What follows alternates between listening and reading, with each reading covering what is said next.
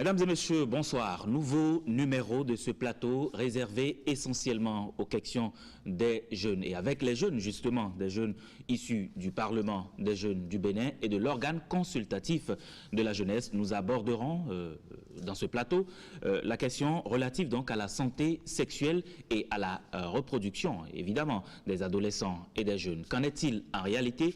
Puisque cette question touche un peu plus les jeunes, nous avons choisi d'inviter sur ce plateau non seulement des membres de l'OCJ et du Parlement des jeunes, mais également une assistante sociale, chef du centre de promotion sociale de la commune d'Abomey-Calavi, Madame Tata Kachon Mazouratou. C'est bien cela, bonsoir. Bonsoir. Merci d'accepter notre sollicitation.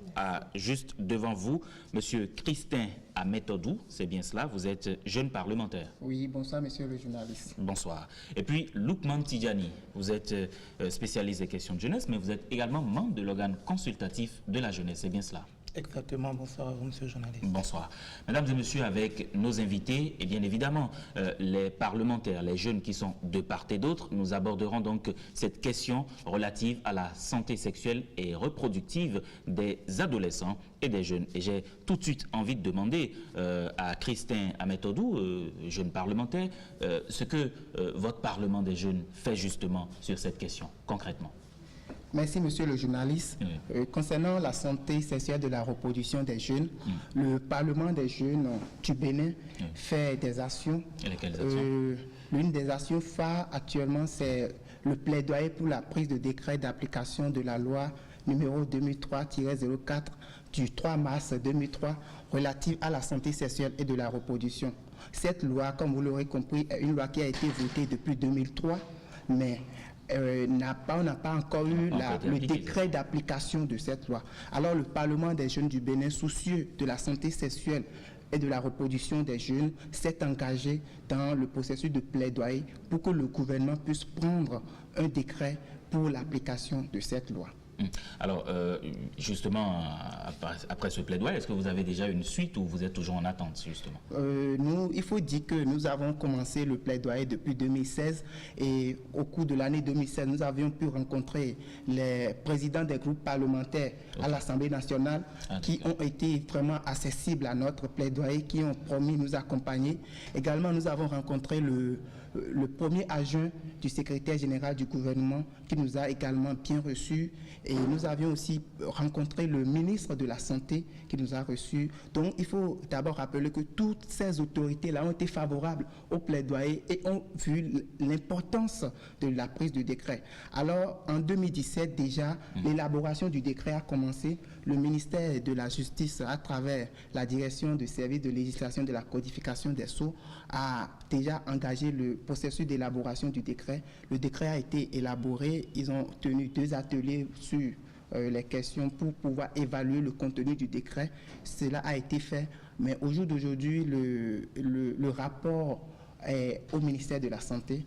Et donc il faut dire que jusque-là, le décret n'est pas encore pris, mais le processus est toujours en cours. Le processus est en cours et sans doute sur une bonne voie, sans doute. Alors, Monsieur Loukman, vous qui êtes plus dans des questions de jeunes, en réalité, ce thème que nous abordons ce soir, ayant trait à la santé sexuelle et reproductive des adolescents et des jeunes, ça touche notamment la jeunesse de notre pays. Est-ce que vous n'aviez pas constaté que cela prend de l'ampleur au Bénin? Je pense qu'il faut dire que les questions de santé et de bien-être des adolescents et jeunes constituent même un élément important dans le processus de passage de l'étape de la jeunesse à l'étape adulte. Vous savez, on dit que la jeunesse constitue un atout démographique et que la jeunesse devait participer au développement de son pays. L'on ne peut pas participer au développement si l'on n'est pas en bonne santé. Cela veut dire qu'il faut non seulement éduquer le jeune, mais faire en sorte que le jeune puisse vivre en bonne santé et contribuer au développement à travers l'accès aux opportunités d'emploi. Donc c'est pour dire que lorsque vous prenez les directives de l'OMS en matière de santé des adolescents et jeunes, vous prenez la stratégie mondiale de la santé maternelle et néonatale en Afrique et dans le monde, vous comprendrez que la question de la santé sexuelle et la reproduction est un élément important. Et les organisations de la société civile, les organisations de jeunes, depuis un certain nombre d'années, travaillent en faveur de la promotion du bien-être de la santé au profit des adolescents et jeunes. Vous n'êtes pas sans savoir que l'organe consultatif la jeunesse, qui, à travers la loi 91-007 du 25 février 1991, contribue à la mise en œuvre de la politique nationale de la jeunesse. Et que, au nombre des axes prioritaires de la politique nationale de la jeunesse, la santé sexuelle et la reproduction constitue un axe prioritaire. Cela veut dire que les actions que nous menons aussi au niveau de l'organe consultatif de la jeunesse tiennent en compte cette question de santé de la reproduction qui constitue le troisième axe ou le troisième pilier du plan stratégique 2016-2019 de l'organe consultatif de la jeunesse. Ça veut dire que au niveau de l'OCJ, nous avons encore ce problème que le Parlement des jeunes aborde. Et il faut dire que nous abordons cette thématique dans un esprit de synergie d'action, de complémentarité. C'est peut-être le hasard qui a fait les choses, mais c'est que dans la répartition des tâches, que ce soit au niveau de l'OCJ et du Parlement, chacun d'entre nous, tout en étant complémentaire, est resté dans le canal qui est le sien. Vous avez vu l'OCJ faire le plaidoyer au niveau des décideurs politiques pour que l'environnement politique soit favorable. Je parle, excusez-moi, le Parlement des jeunes, pour que l'environnement soit favorable. Le décret d'application de la loi. Au niveau de l'OCJ, nous faisons aussi le plaidoyer au niveau de l'exécutif pour faire en sorte que les engagements qui ont été pris, les normes et les procédures qui doivent être mises en matière de santé de la reproduction puissent être respectées et mises en œuvre. Nous travaillons aussi au niveau local pour que ces questions puissent être vraiment abordées, pour que déjà dans le village qui est à 50 km de Cotonou, ou le village qui est à 300, 400, 700 km de Cotonou, plus aucun jeune ne puisse manquer d'informations en matière de santé sexuelle et de la reproduction, et que le jeune puisse avoir l'information qui lui permette de prendre des décisions pour son bien-être et pour le bien-être de sa communauté. Alors, Lukman, en attendant de revenir de façon plus explicite sur les actions que vous avez pu mener pendant tout ce temps, je voudrais demander à Madame Tata Kachon-Mazouad, qui est assistante sociale, est-ce qu'il vous est arrivé, vous, au niveau de votre centre Arbo Mekalavi, de recevoir des jeunes pour traiter de ces questions? Oui, je vous remercie. Et avant d'aborder votre question, je dois éclairer quelque chose par rapport à la santé sexuelle des jeunes. Parce que l'OMS définit la santé comme un état de bien-être physique, mental et social qui ne consiste pas au manque de maladies ou bien d'infirmité. Donc, quand on parle de la santé sexuelle et reproductive, ça veut dire qu'on doit être en bonne santé sur tous ces plans-là dans le domaine sexuel. Maintenant, quand on parle de la santé sexuelle et reproductive des jeunes et des adolescents, on voit que les jeunes... Vous voulez dire que la santé sexuelle des jeunes est prioritaire, c'est ça? C'est prioritaire et c'est un tout. Pourquoi vous mettez un accent particulier? Je mets un accent particulier parce qu'on voit que les jeunes, en parlant de la santé sexuelle et reproductive, mais ça part de la conception du jeune. Comment le jeune a été conçu? Comment la grossesse a été conduite? Comment les vaccinations ont été suivies? Comment le jeune a été nourri? Quelle éducation le jeune a reçue? Pour qu'aujourd'hui, on voit tous les problèmes autour de la sexualité au niveau de la jeunesse. Ça part de là, c'est un tout. C'est un tout. Donc, quand on parle de la santé sexuelle et reproductive, il ne faut plus qu'on regarde que les jeunes, mais il faut regarder le jeune dans son environnement, dans sa famille, dans son milieu de vie. Vous voulez dire que déjà à la base, ça peut avoir un impact sur... La base a un grand impact sur la santé sexuelle et reproductive de la jeunesse. Maintenant, en tant qu'assistant social, nous recevons tous les jours que Dieu fait des jeunes qui viennent poser les problèmes de sexualité. Alors, quels sont les problèmes qu'ils vous posent concrètement? Donnez-nous un exemple, on a envie de savoir. Il y a un problème peut-être à un jeune qui vient, qui ne s'affirme pas sexuellement.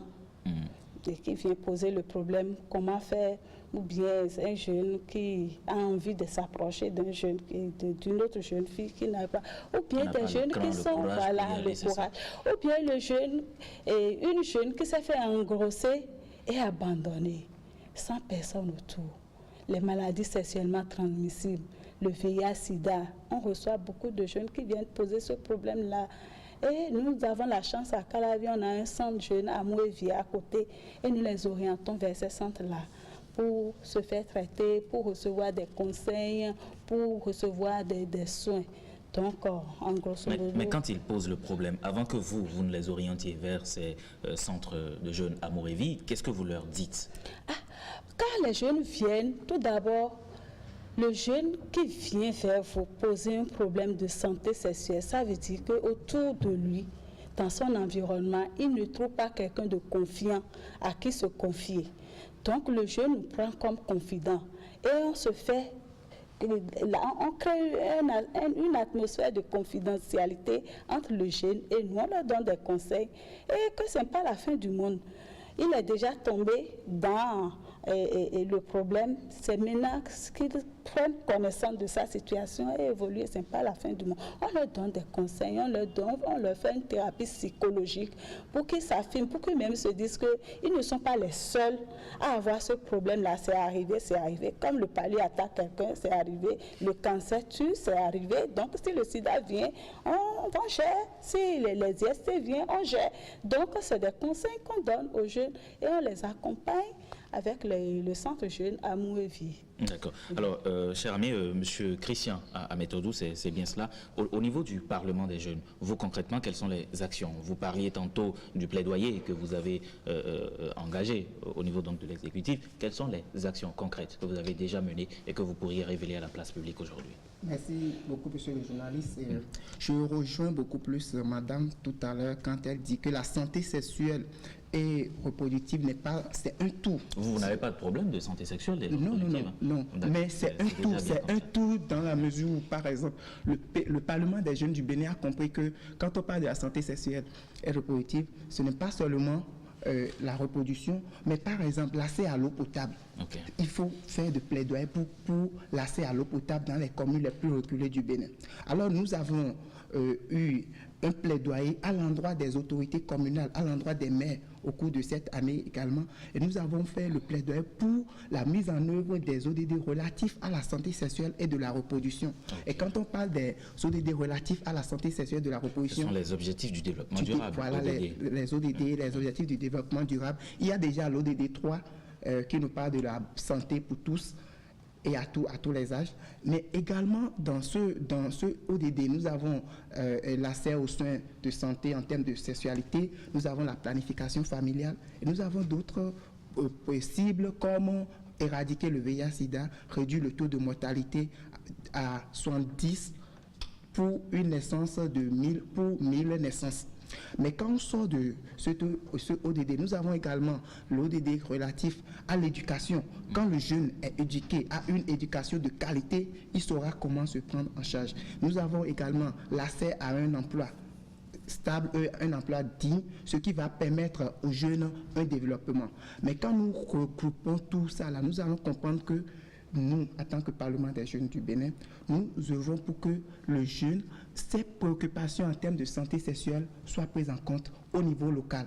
Nous avons tendance à penser que c'est le gouvernement qui va tout faire, mais il faudrait que les autorités communales aussi prennent déjà justement en charge. Dans ce ordre d'idée, quelles sont vos relations avec les élus locaux, les maires des communes? Il faudrait dire que nous avons une très bonne relation avec les élus locaux. En mai passé, nous avions pu rencontrer l'ANCB, l'Association nationale des communes du Bénin. Nous avons eu des discussions avec eux concernant les préoccupations de la jeunesse et je pense qu'ils ont été vraiment favorables pour nos doléances et j'espère qu'ils vont mettre en application leurs promesses. Mais quand on quitte l'ANCB, sur le plan individuel, c'est-à-dire dans chaque commune, nous avons pu identifier les communes les plus reculées où, par exemple, il y a problème d'accès. Vous êtes rendu dans ces communes? Lesquelles, par exemple? Par exemple, Copago, on a été à Copago. On a pu rencontrer le maire de Copago, les autorités communales pour discuter des questions et on a permis aussi aux jeunes de la commune d'exprimer de vive voix leurs préoccupations. Et je vous dis, nous avons parcouru 12 communes, mais les préoccupations, oui, les préoccupations sont les mêmes. Les jeunes même trouvent que le taux de grossesse en milieu scolaire augmente d'année en année. Et il faudrait que les autorités communales s'engagent dans le combat. Il ne faudrait pas qu'ils attendent que le ministère de l'enseignement secondaire s'engage dedans. Non, les autorités communales peuvent le faire. Deuxième chose, les jeunes désertent l'école avec le temps, peut-être soit à cause de la pauvreté, soit à cause d'autres raisons. Il faudrait que les autorités communales sensibilisent leurs administrés, sensibilisent les enfants à pouvoir rester à l'école. Et la question de la sexualité est une question qui préoccupe beaucoup plus les jeunes parce que après l'adolescence, la période de l'adolescence est une période de sexualité un peu plus active. Et si le jeune n'est pas conseillé, il a des préoccupations. Heureusement, madame a dit qu'elle reçoit des gens, des enfants, des jeunes qui viennent poser leurs préoccupations. Imaginez les communes dans lesquelles on n'a pas de services du genre. Et le jeune a ses préoccupations, il a ses questions, mais il ne sait pas vers quelle structure il pourrait s'orienter pour poser ses questions.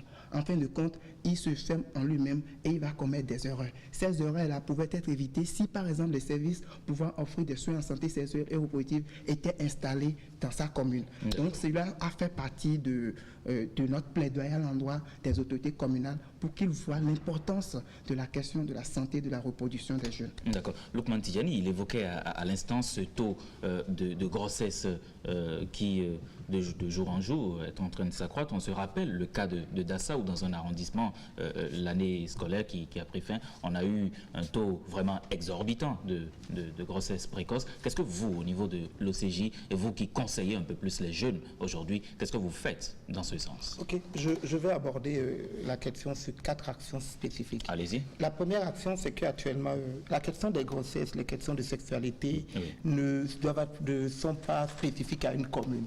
C'est des questions d'envergure nationale. Okay. Et nous avons commencé déjà par mettre en place dans les 27 communes du Nord des unités focales jeunes pour faciliter l'accès à l'information.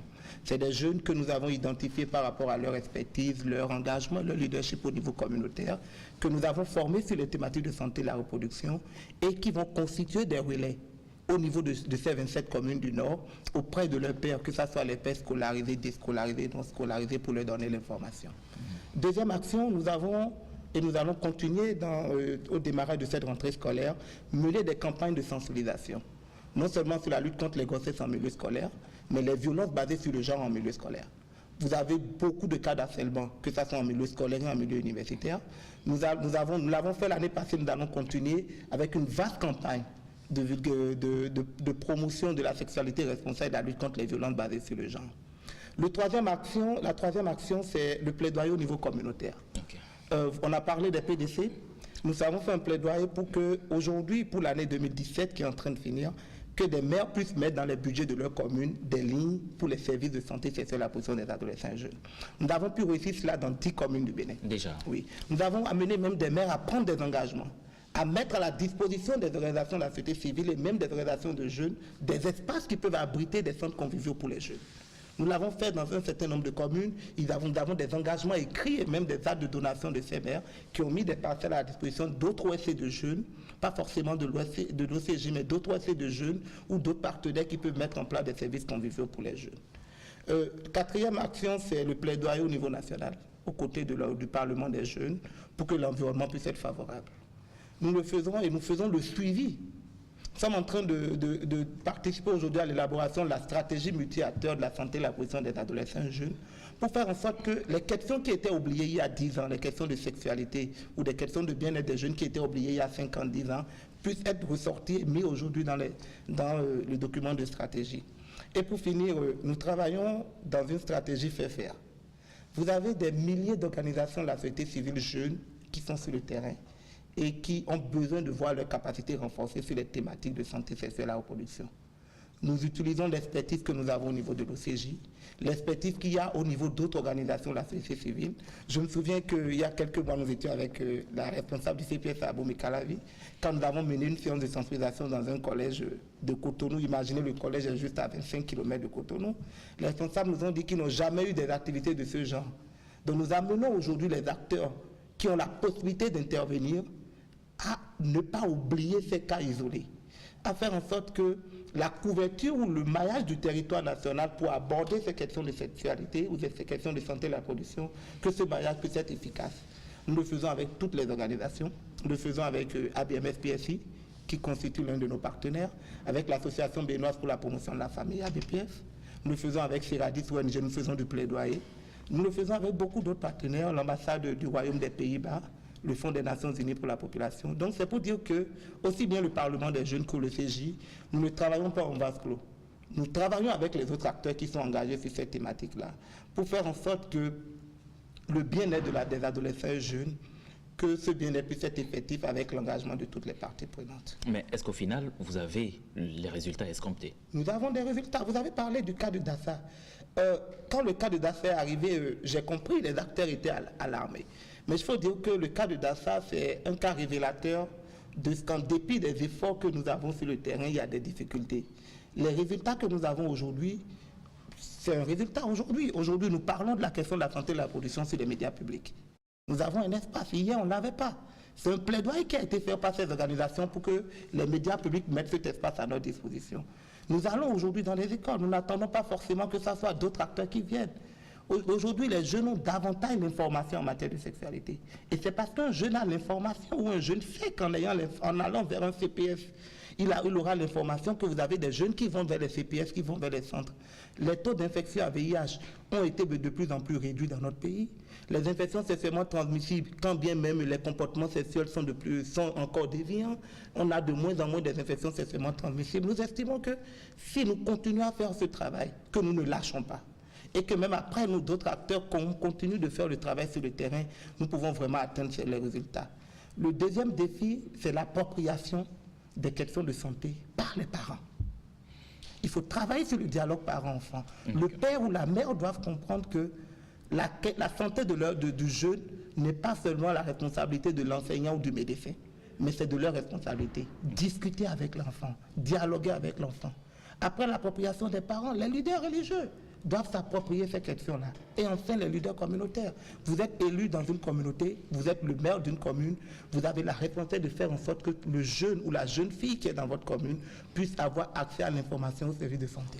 Alors, Lukman Tidjani parlait à l'instant de la responsabilité des parents. Est-ce que vous avez l'impression, vous, en tant qu'assistante sociale, qu'il y a comme un problème au niveau des parents qui en font un sujet tabou jusqu'à présent?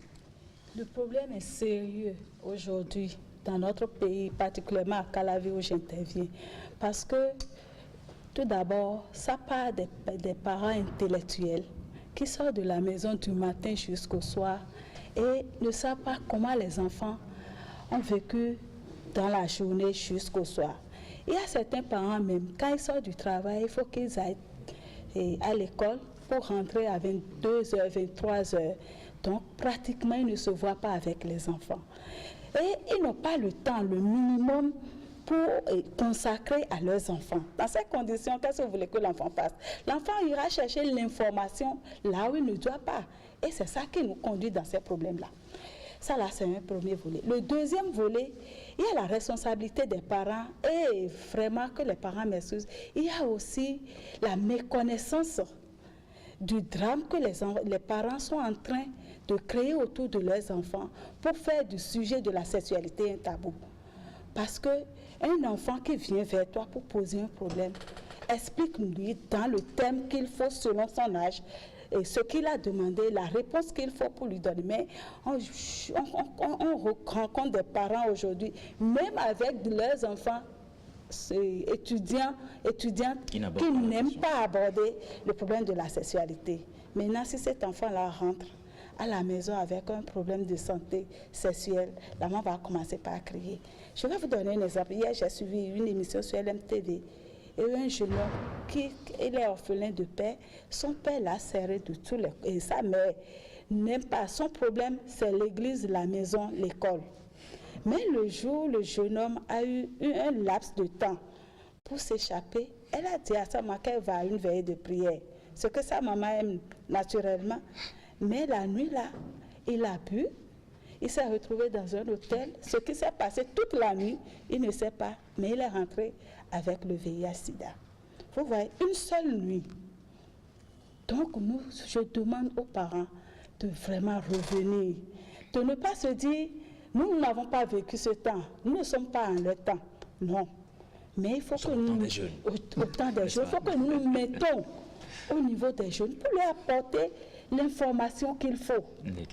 Maintenant, pour aborder aussi, Christin a parlé des centres de promotion sociale. Il y en a dans toutes les communes du Bénin. Nous avons 85 centres de promotion sociale au Bénin.